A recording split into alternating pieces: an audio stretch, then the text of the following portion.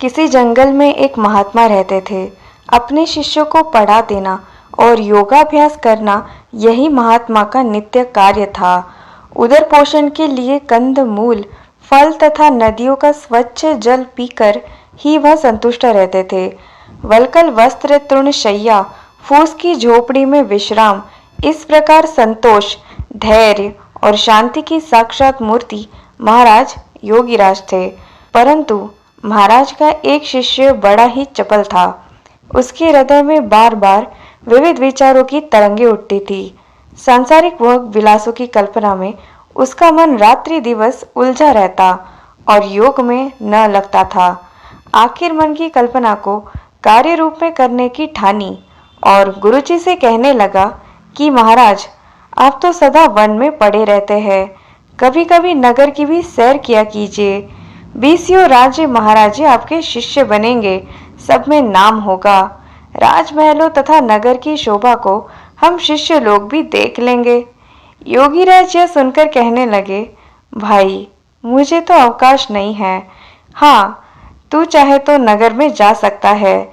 चेला कहने लगा कि महाराज, आपको अवकाश क्यों नहीं? यहाँ बैठे रात दिन आप योगाभ्यास तो करते रहते हैं। 2-4 दिन को चलिए घूम आवे। हर वक्त का भजन किस काम का? यह सुन महात्मा हंस दिए और चेले से कहा कि भाई, मैं तो जाता नहीं, तू जैसा चाहे वैसा कर। चेला अकेला ही नगर की और सैर करने को चला। बाजार की शोभा देखता देखता गली कूचों को चला। इधर उधर महलों की शोभा देखता फिर रहा था कि एक अट्टालिका पर निगाह पड़ी। देखता क्या है, एक युवती खड़ी बाल सुखा रही है। बस उसे देखते ही लोटपोट हो गया। कामदेव के बाण से वेधित होकर छटपटाने लगा, परंतु करता क्या, बेबस था। सायंकाल समीप जान आश्रम को लौटा। गुरुजी महाराज ने चेहरा देखते ही जान लिया कि बच्चा माया का शिकार बन गया है। बोले, कहो क्या दशा है?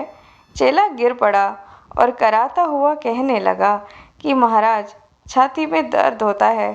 गुरुजी ने हंसकर कहा, क्या नजर का कांटा हृदय में लग गया?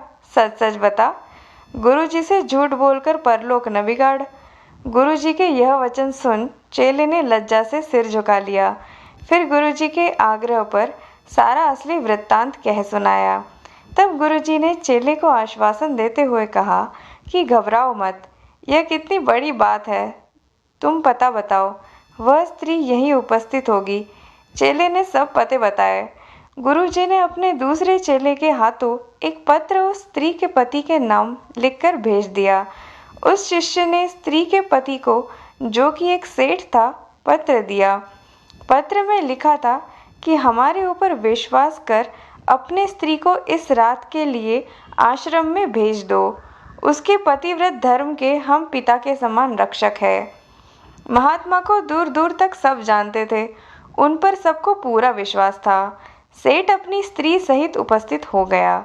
महात्मा जी सेठ को अलग बैठाकर स्त्री को ले शिष्य के पास पहुँचे और कहने लगे, ले भाई, यह देवी मौजूद है, तू जो चाहे सो कर, परंतु इतना ध्यान रख कि प्रातःकाल सूर्य निकलते ही तेरा देहांत हो जाएगा।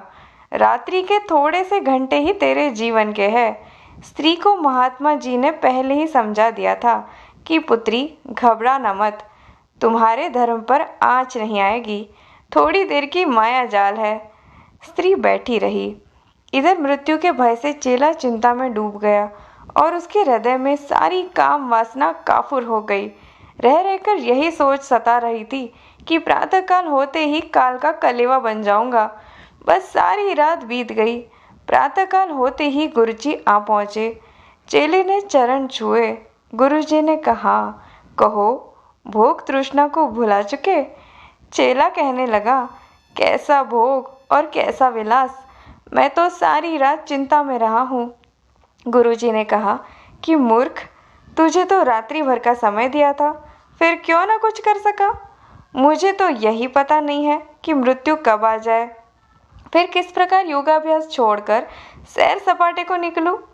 मृत्यु के स्वागत के लिए ही मैं हर समय तैयार बैठा रहता हूँ। याद रख, भोग विलास में फंसे रहना और परलोक की तैयारी न करना भूल है। यह नर्तन इसीलिए मिला है कि मुक्ति प्राप्त की जाए, परंतु भोग विलास में फंसा हुआ मनुष्य सोचता रहता है कि अंत में भजन कर लूँगा। इसी प्रकार टालते टालते मृत्यु आ जाती है और हम तैयार नहीं हो पाते। मनुष्य यदि यह विचार सदा रखे कि मृत्यु आने वाली है तो फिर भोग में लिप्त नहीं हो सकता। चेला यह सुनकर चरणों में गिर पड़ा। गुरुजी ने कहा कि उठ, अब तू अमर हुआ। यदि तू भोग में फंसता तो ब्रह्मचर्य से गिर जाता, यही तेरी धार्मिक मृत्यु होती। अब तूने मृत्यु चिंता के कारण भोगों से उदासीनता दिखाई है, इसीलिए स्थिर होकर योगाभ्यास कर और मृत्यु के मुकाबले को तैयार रहे।